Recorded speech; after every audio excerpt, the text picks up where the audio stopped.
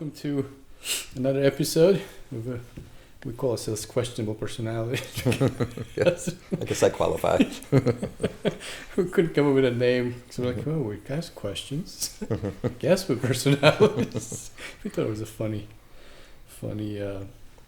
name for the show. It's just a double entendre. Right. I didn't go full triple. So anyway, welcome to another episode.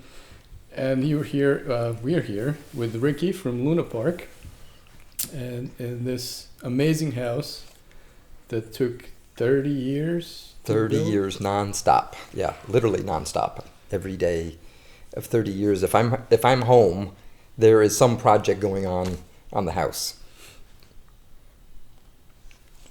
And so you bought the house in '89?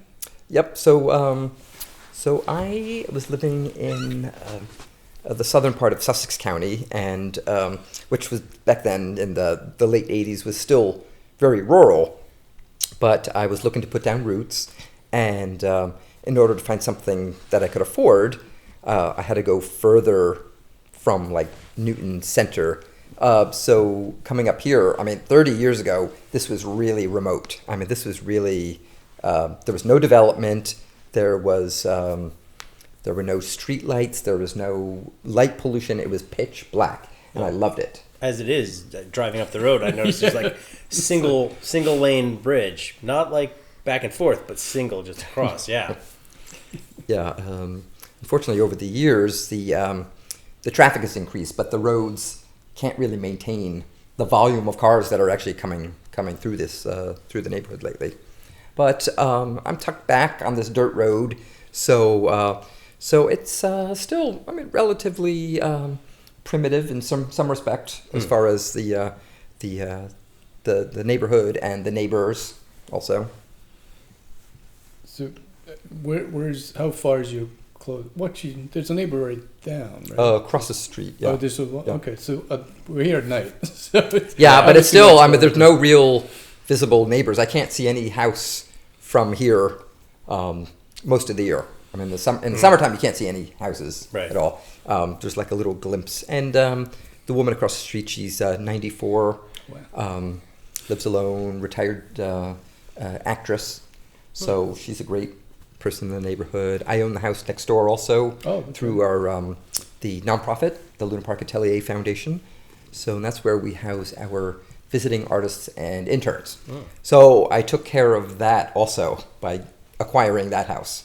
So otherwise, it's just a quiet neighborhood of just a few houses. So when you bought it, you're a young person. 28. 28.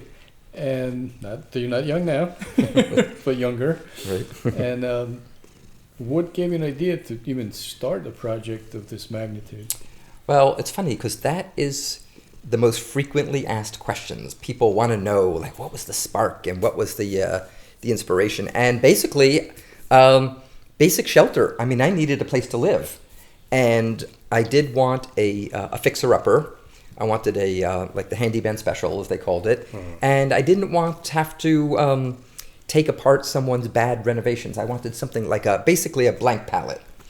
And so I set out for searching for probably about 2 years. So from somewhere in 1987 onward, I looked at all kinds of houses in Sussex County, Warren County, a little bit in Pennsylvania, and it was just really coincidental. It was the last spot on the day of looking at houses was with my realtor.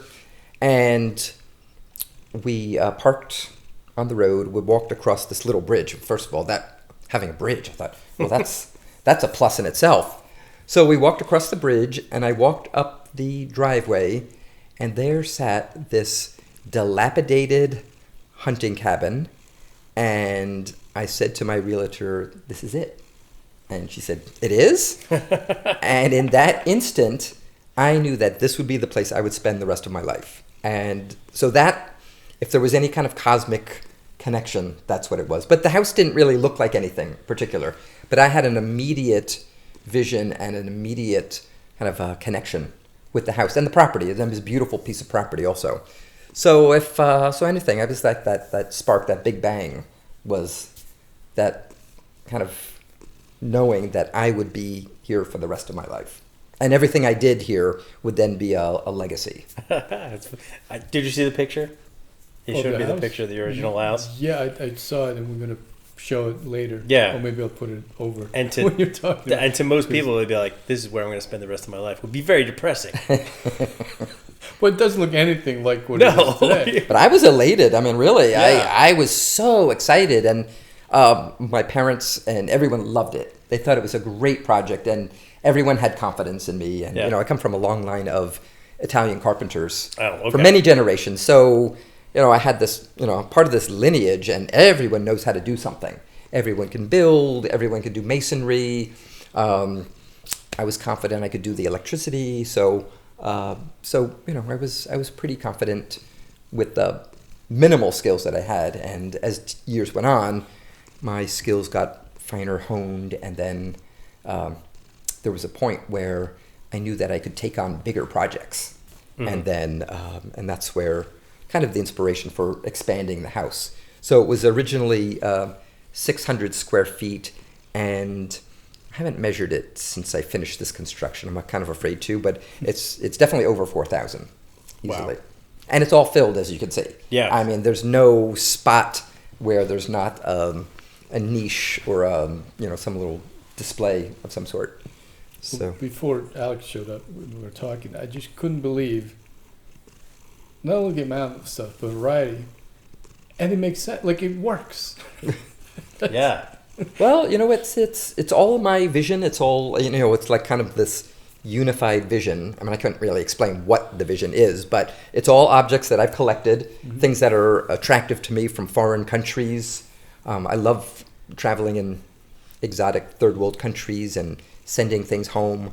So it's it's a collection of my travels. So that's why things have this kind of cohesiveness. Behind us is my mother's wedding dress, which I had known that she had in the attic for years. And then I asked her if I could have it. And she said, "Oh God, absolutely." So, She's not gonna wear it again. yes. So I have a lot of different things from my family also, which there wasn't a lot of things, but I do have sort of like the repository of my family's history, the lineage. There's a giant chest over there, I see it, yeah. and that was my great grandfather emigrated from Italy with that chest. So everything he had in the world was in that chest. So and that passed from one family member to another. No one wanted it, and I said, "Of course, well, I've got to have Grandpa's chest." Yeah. So there's other things that are kind of significant in my family. Well, if it's essentially the house is a work of art. Yeah, so it's two things. So I obviously I'm an artist, but also a curator. So and they're both kind of like equally kind of meshed. So collecting objects is the art, or arranging them is the art. Collecting them, then arranging them is the art. So this is I refer to this as the Museum of the New Alchemy. So making a reference to historic alchemy, where they believed in the transformation. So they believed that all materials originated from gold. Then you can go through a process, and you could turn materials back into gold, which we know is impossible. But they were very much into this process of what they called transmutation. So in my respect, in the New Alchemy, the Museum of the New Alchemy, it's a transformation of materials, and in this case, the gold is art. So that's how I explain kind of my process of, and the materials could be corks, they could be bottle caps, they could be broken pieces of china and tile, and then coffee pots from the market in Cairo, or this window screen from Bali. So in some ways, it's all alchemy. It's all kind of transformed and kind of all put together. Sometimes people kind of they think of it as a kind of as a mishmash of stuff, but But if anyone's really in tune, you can see that is extremely methodically placed. You know? Oh, right as soon as you walk in. Like if it wasn't, it would be chaos. Yeah, it would be chaos, right? But this is in some people's minds, it is chaos. But that's just their perspective. maybe our minds work a little bit different. Yeah, right. Because to me, like it made sense. Like I'm not saying that I would be able to pull this off, but it makes sense the way you have it. Yeah. Yeah, and then ultimately, like I was saying, is I claim the Luna Park to be a very analog institution. But in spite of that, also there is an element where every object is going to be digitized into a database, so that it will be accessible with any kind of technology. Or maybe I'll have my own app someday or something. When people come, they can look at an object and look at the barcode and figure out. They can have the explanation of where I got it, if there's any story around it. So there's that, that technology. I'm not a Luddite. I just choose not to live with technology. Yeah, it gets complicated. Yeah. My mind's already full of I can relate. Every time Boris is setting up this camera, there's there's some curses involved. So which part did you start working on first? So the original cabin was not winterized. So that was really where I had to start. I had to rip out the walls. There was no insulation and really bad wiring. So basically gutting the whole little cottage and ripping it right down to the inner walls.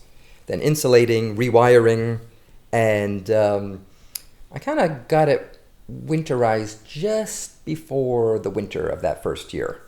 But fortunately, we had a really mild winter that first year that I lived here. But that was where it started. I mean, really, there was practical things I had to do.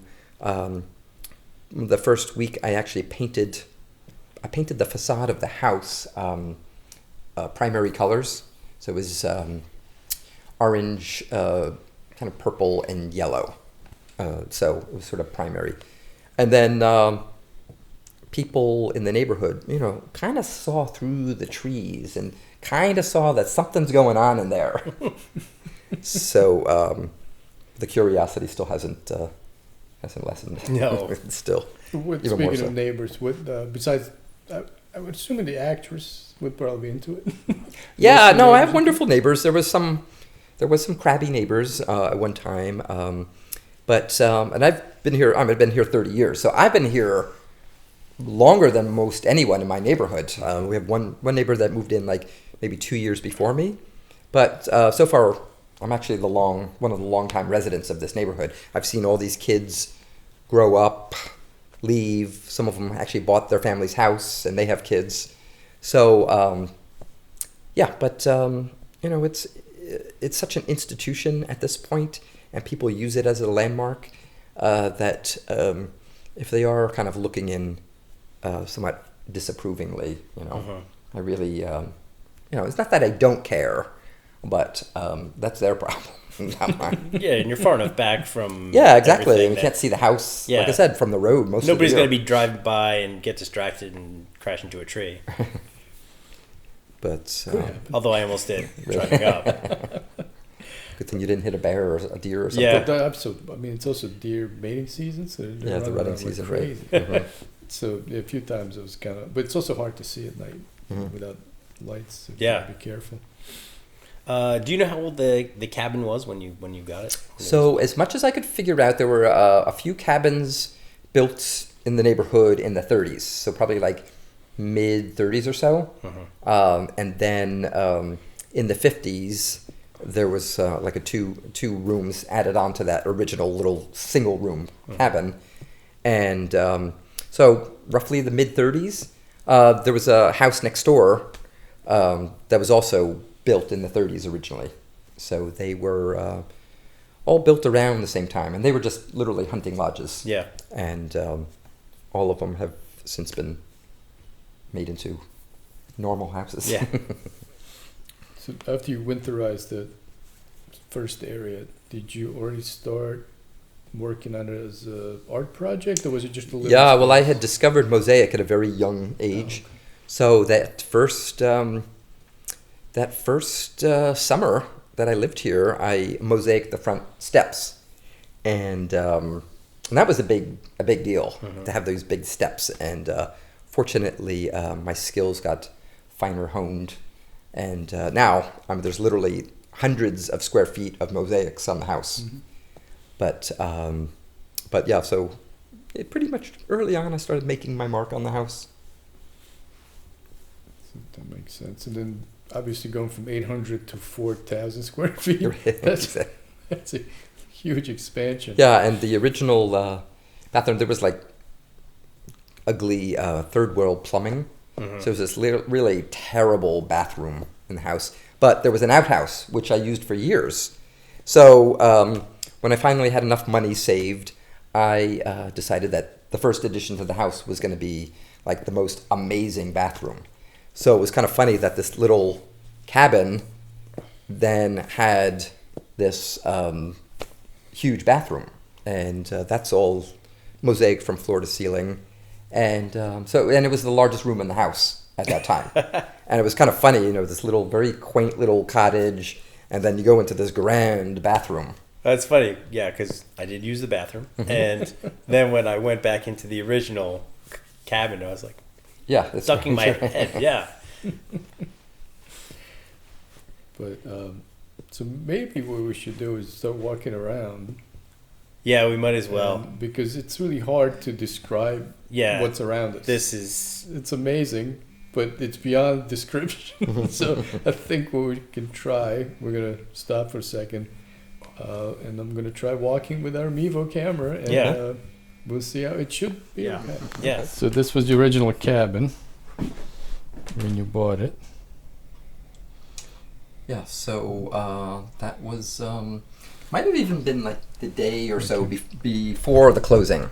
So this really is like when I first laid eyes on this house, that's what it looked like.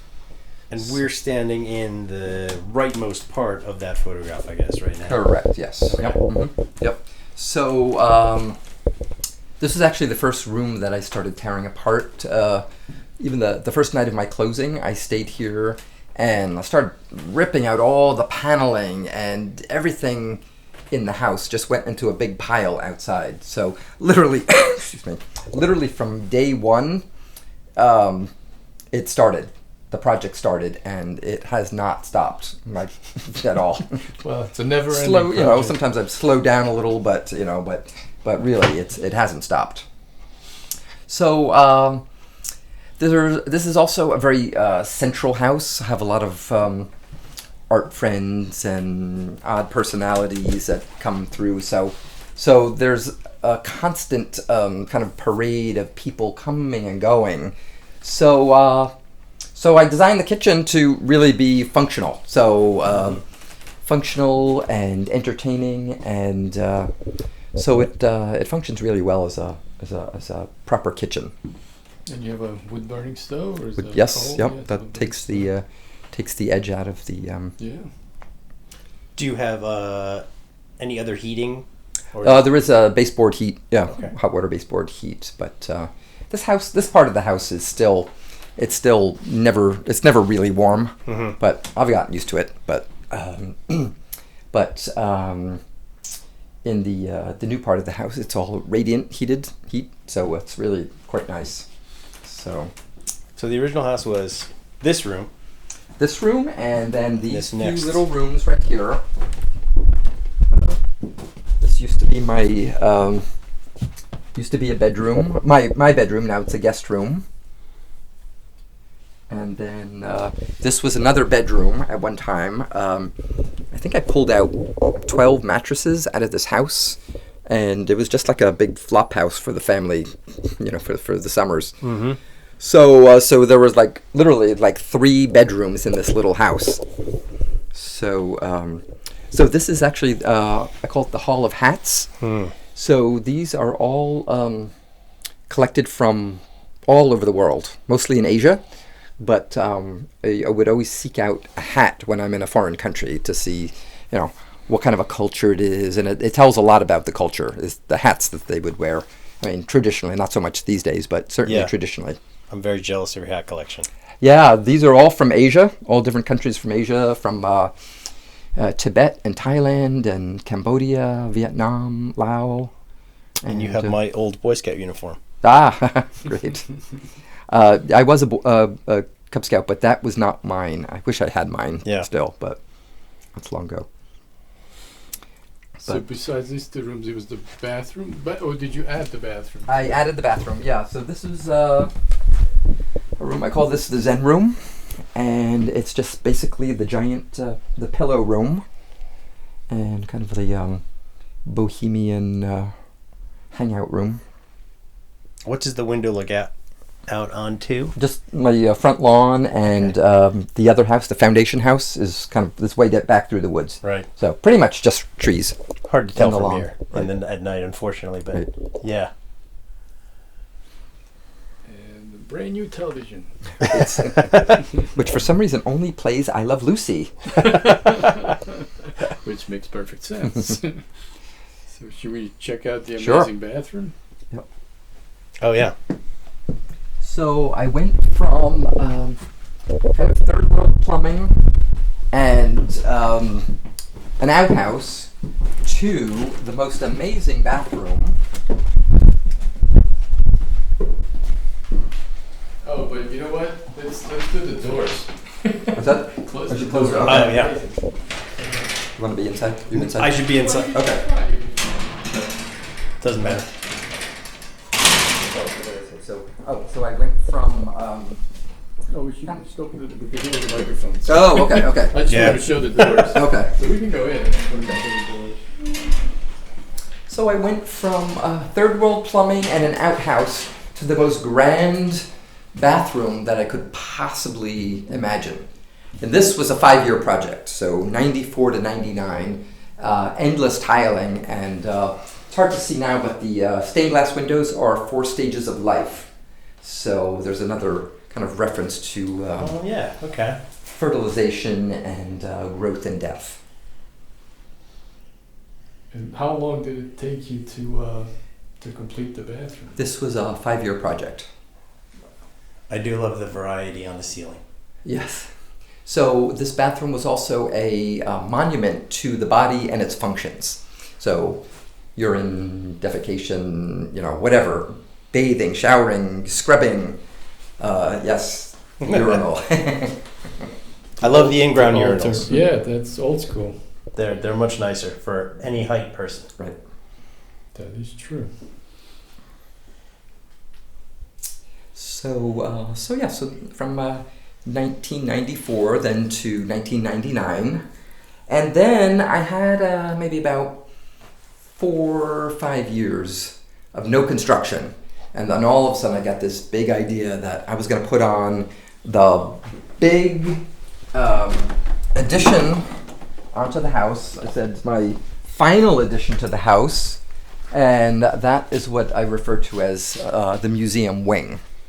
So there was an accidental 11 levels in the house, and the thing that I didn't anticipate was the slope of the land. Mm-hmm. So I had actually designed it basically like on one level with a couple stories, but then because it had to kind of climb up the hill a little bit, it caused all these different heights, and that's where all the different levels come from. So they're not stories, but they're all different levels. Some you have to go up to go down. So It's very Winchester Mansion. yeah, it is.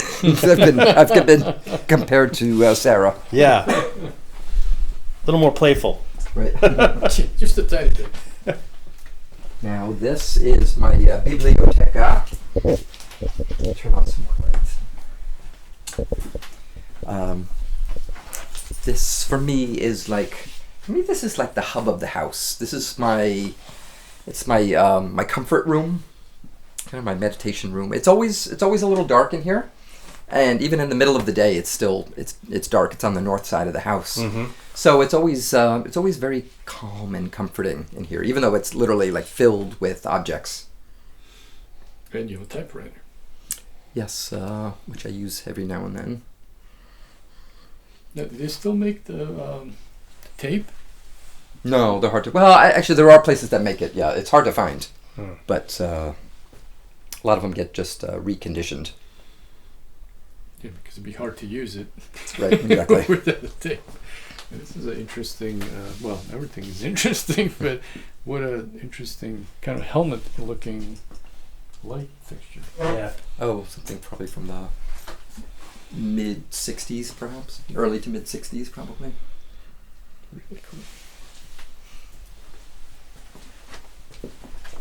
So the original house and this area is level 1. So it's all basically the main level, the original level of the house is level 1.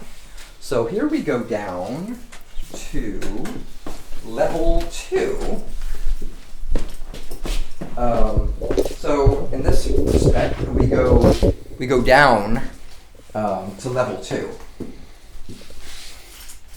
So this serves as a classroom. It's my painting studio. We have poetry events down here. So it's a general kind of a meeting area. And we're kind of underground right now. Somewhat, yeah. This is underground here, but it's not on this side. So it's got an interesting perspective. Now we see the beginning of Oh yeah, because you can see the living room from here. Yeah. Right? I did wonder what was down. Down in the hole. Yeah. Yes. So so level 2, and then we will go up to level 3.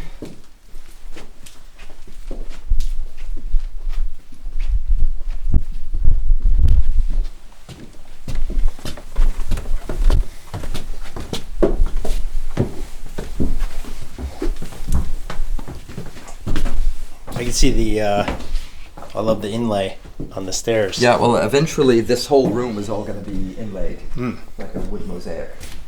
Right. This is the ballroom, but unfortunately there's so much stuff in here there will probably never be dancing, but this is level 3. This is practically 2 levels all by itself. Right. So which any anecdotes about pieces or collections? This is kind of a little bit of a hodgepodge, but there's specific collections that came from China. These doors, these are my great doors of China that I got at a salvage yard in Beijing. Wow. And then had them shipped home. So those are, to me, this is one of my most favorite objects that I've ever acquired. Yeah, those are cool. Some noise. The gates of hell, right? But there's. And what's on the other side? So this is. We wouldn't have to go there yet, but I guess. It's I call it the Asia room. So everything in here came from different trips to Asia. About maybe 12 different Asian countries. I love the noise the doors make. Right, and lots of the creaking.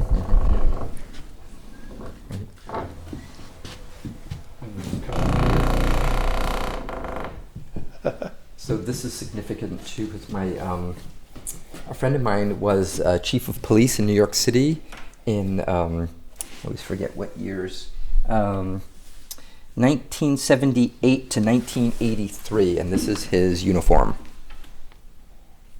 Oh, that's cool. And that was Chief Schwartz. Is that what it is? Yes. Mm-hmm.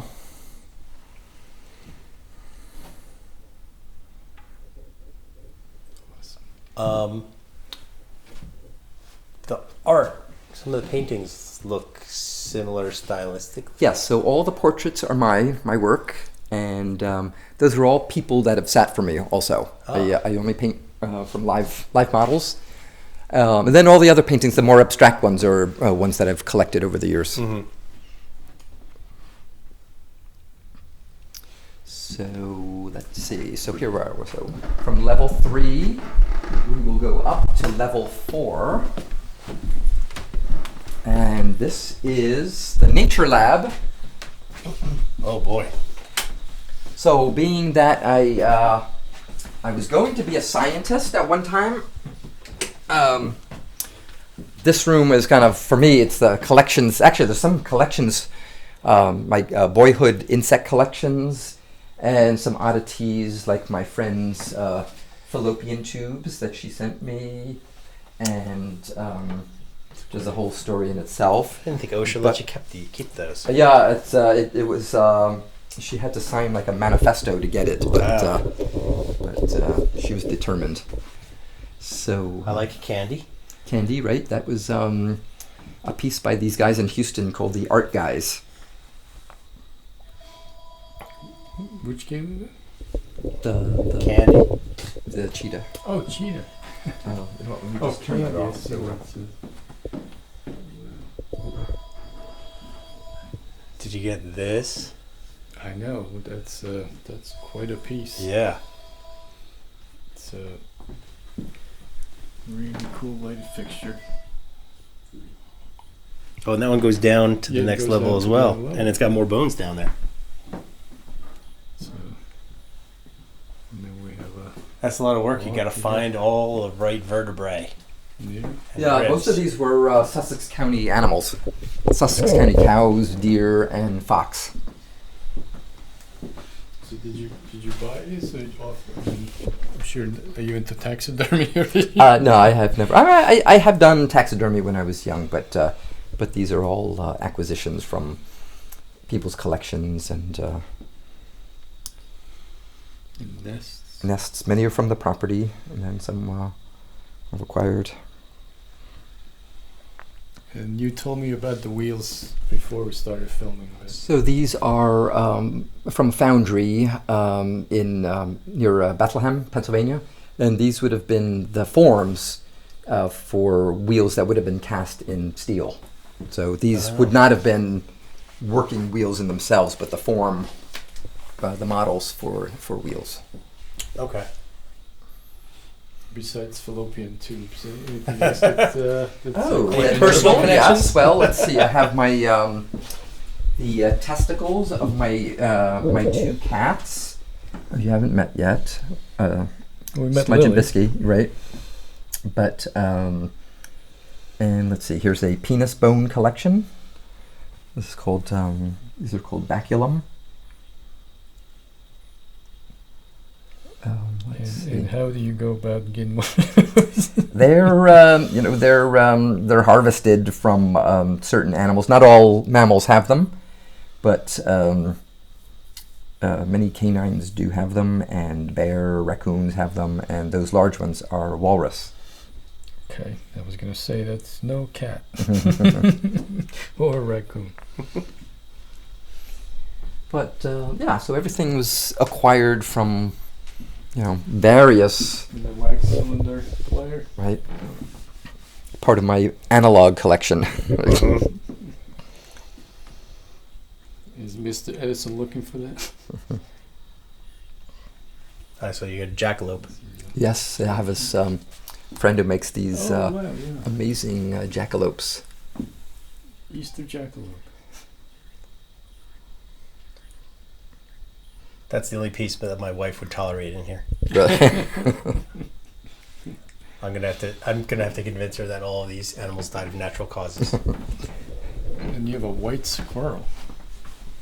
Yeah, that was a. It was not albino, but it was just a white squirrel from the neighborhood, right? From the town. Yep.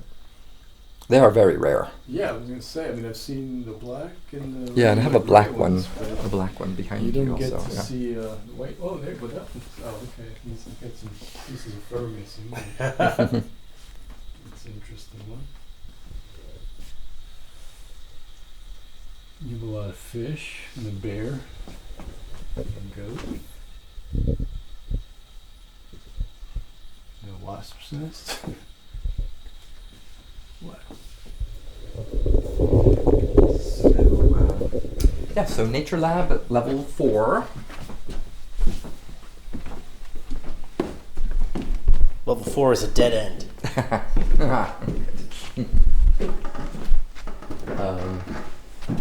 Here is another one of my prized possessions. So my neighbors who used to live in Vermont were able to get their placenta and umbilical cord of their firstborn child. Wow.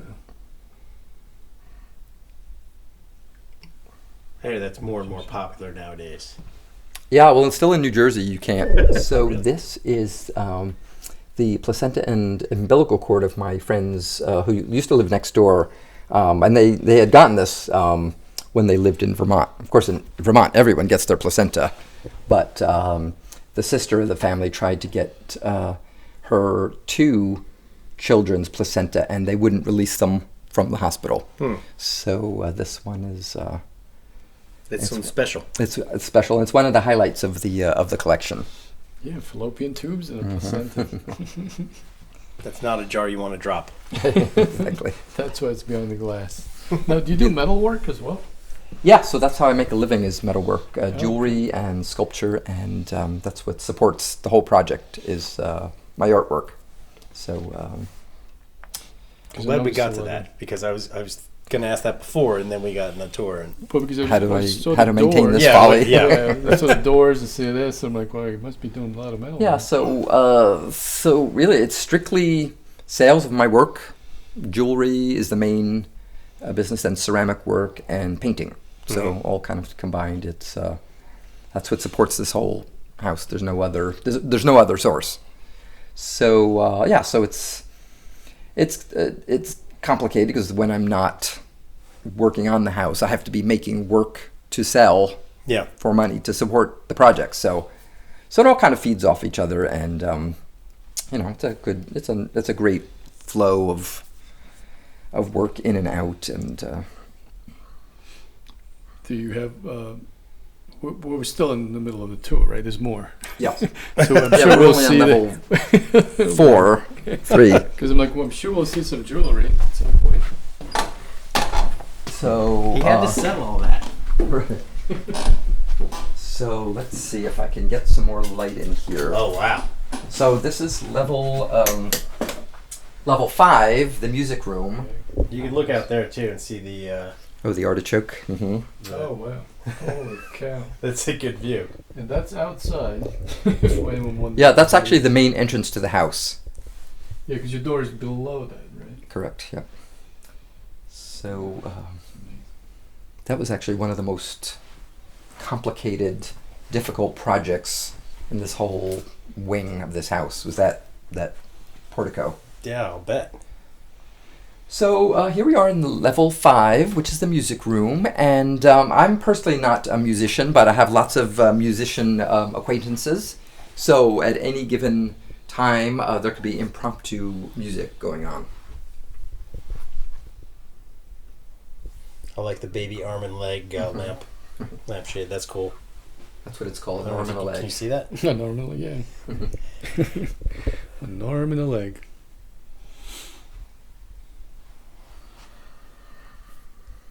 Well, there's so much stuff you almost don't know where to look. Think about how I feel.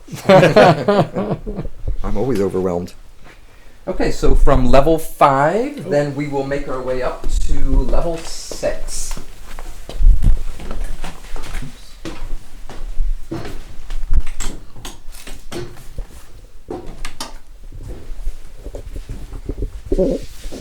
Oh yeah, Kate is gonna be jealous. She a weaver? She admires weaving and all sorts of visual arts, but she would love to have her own loom. So do you use the? You do Yeah, I do. I textiles as well? do weaving. It's more like my therapy, but and I sell weavings once in a while. But really, it's I love the process, and it's such a contrast to any other medium that I use, which requires either flame or pounding or some other kind of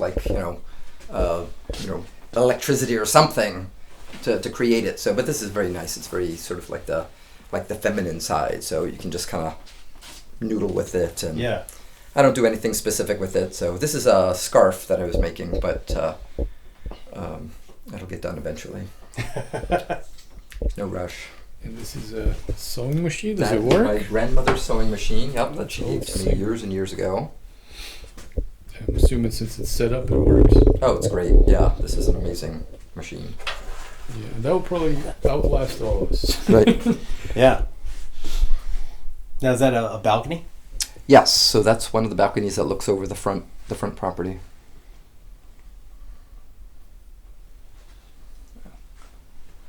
So, so level 7 is actually my my bedroom, my unmade bed. But and then the other levels are actually up a kind of a complex set of like passageways, and the upper levels probably have a little ice on them. Yeah, so probably not a good idea to go up there. Okay, but you have what, 2 more? Is that what it is? 4 more. Wow. Yeah, so there's a secret passageway, a secret room, and then the 2 levels on the very top of the house are levels 10 and 11. And do you have is there a deck on top, or is it A just deck, yeah. Not a cover, but it's an open air deck, Right. with sculptures on top. Which, of course, would be too dark for us to see. Yeah, there's no light up there at all. I have a feeling this would be a good revisit in the spring or summer. Do like a sequel. Yeah, that would before the, they knock down the 1 hour. So Yeah, it exactly. gets dark at 4:30.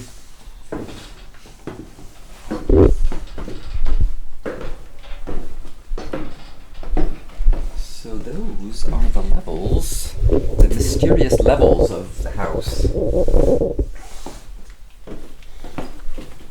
course, things like this. So here's an example of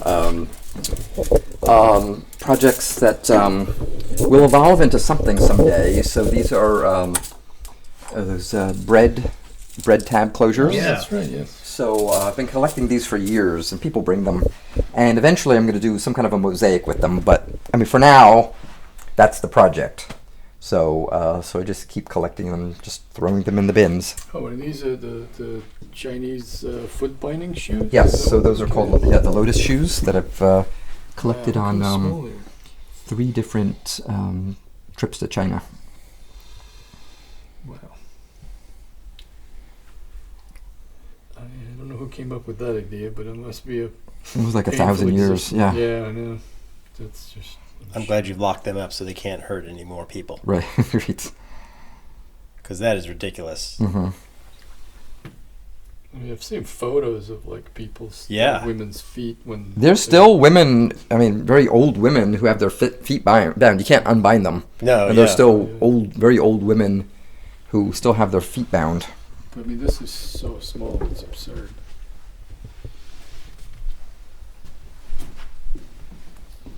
So, and here we are back in the ballroom. And this is your rubber The rubber band ball. rubber band Mhm. ball. That's It's in a constant state of decomposition. yeah. They don't last that long. It's like that pitch tar experiment. What is that? It's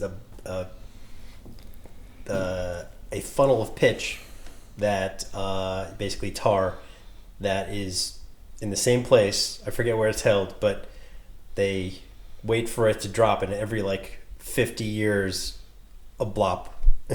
Really? Yeah. Is it like in California, like the La Brea tar pits or something like that? No, it's in a university somewhere. Okay. Could be Washington or something. But they've been watching it for like 100 years, and it's put out 2 drops or something. Amazing. Yeah. That sounds great. Yeah. I'd love to find that. It's very exciting when it happens. This is a gold painted cap. From the Cadillac Ranch in Amarillo, Texas. Oh. Well, that's funny. Give you a gold plate anything. All right. Makes it more valuable. So, let's see. You have a classic Italian song in the trolley. Yeah, it's one of my favorites. Yeah. Does it work? Yeah. It's great. Yeah. No, this One of my favorite objects. Actually, it's one of the longest major objects that I've had. I bought it when I was a teenager. And that's the RCA because they have a dog, right?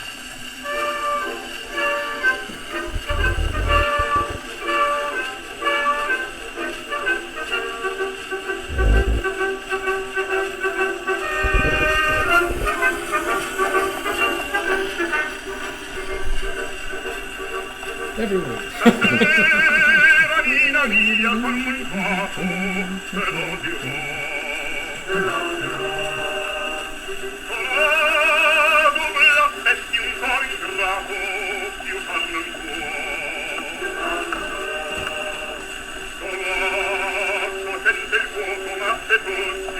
I'm having a fundraiser for the foundation in December, and we decided we're going to have a Victrola DJ. All night they're just going to be playing. Spinning? Yep.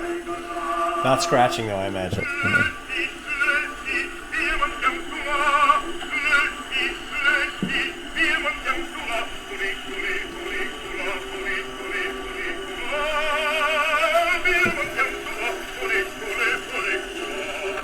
Well, thank you very much Right? for playing I that. love That is That's- awesome. That's my That was favorite. totally awesome. Wow.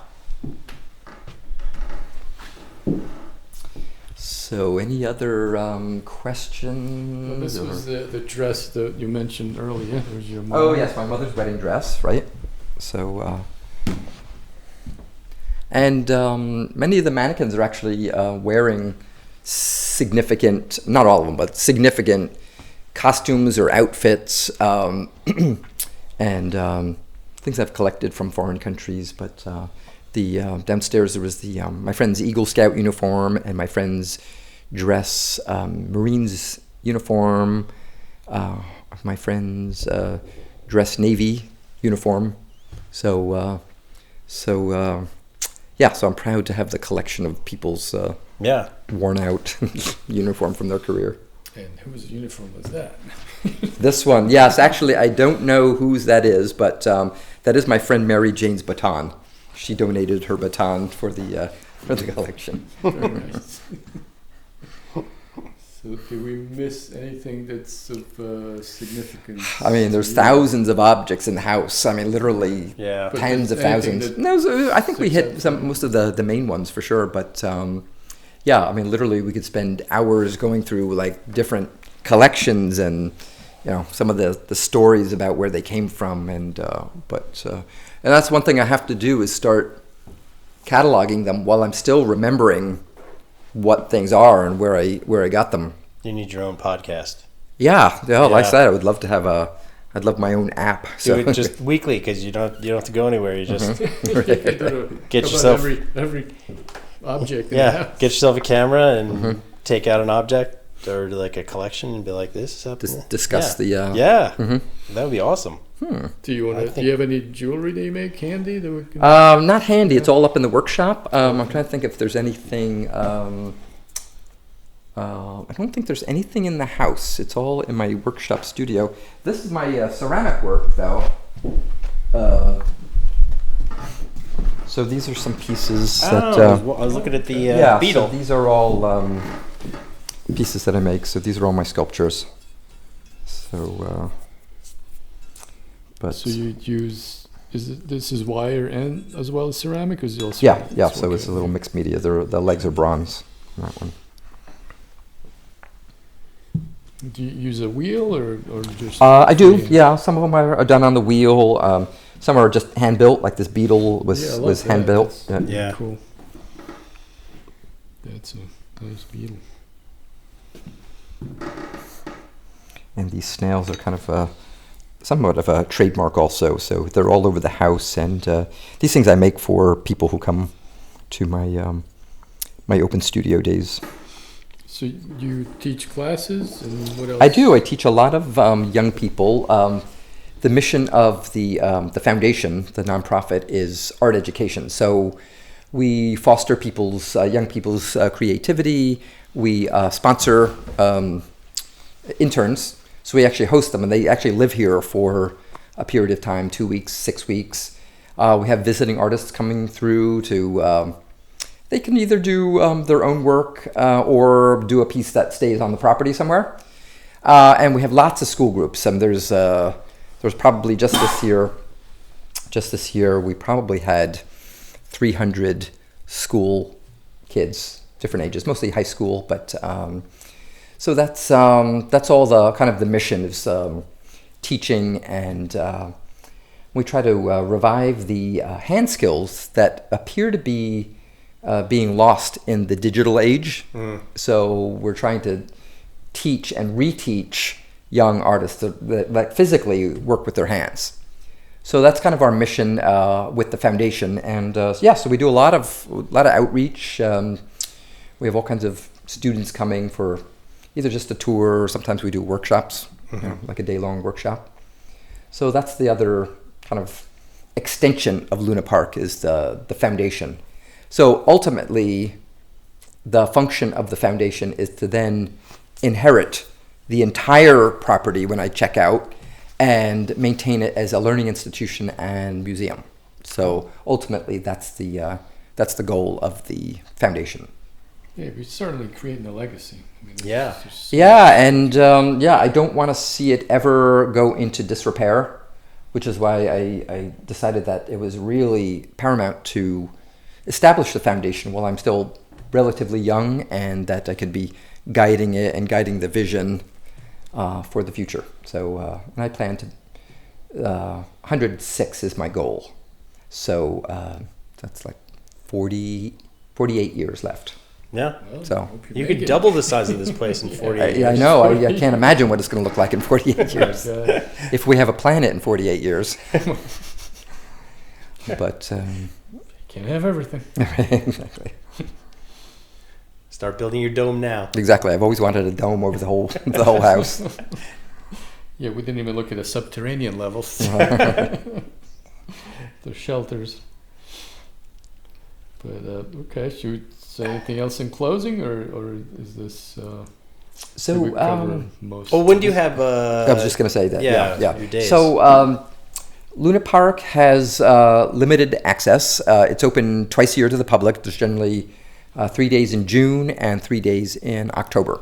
Okay. And it's also a fundraiser for the foundation. And really, the only time to tour the house are those days. Occasionally, we do have private tours come in, and we schedule those when it's convenient, when we have a board member to conduct the tours. So really, it is my house.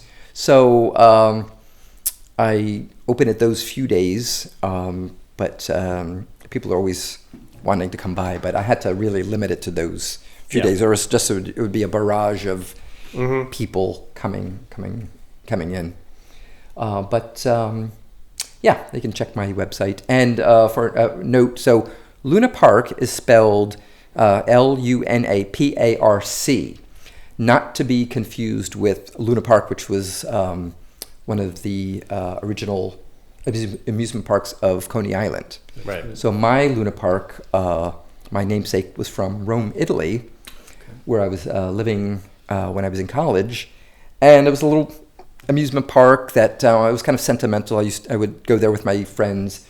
And when I was trying to think of a name for the property, I remembered this Luna Parc, and it's P-A-R-C. And you have to use that because you wouldn't find it otherwise. If you did a search for P-A-R-K, you wouldn't find it at all. Yeah. So your website is lunaparc.com Lunaparc.com. with the C. Luna With the Parc. C, yeah. And the foundation is lunaparcfoundation.org. Okay, so I'll put all that in the description. Okay, so great. people can find it. Right. And maybe in the summer when we can actually see the outside. Yeah. It's a whole Back other and- experience. Yeah, Yeah, for yeah, sure. What I we saw can do, outside was Yeah, from little that we can see at night, it's Yeah. amazing. But I've seen pictures, but I'd like to see it in person. Yeah, So sure. maybe we'll come back in the summer or spring, whatever. Yeah, definitely. And we'll do the outside tour. That would Yeah, be sure. amazing. Absolutely. Well, thank you very much for My pleasure. hosting us. Great. This was amazing. I love can't showing believe off the house. it. It's awesome. Wow. It's totally awesome. Well, thank you, and we'll do another one in the springtime. Nice. Thank you.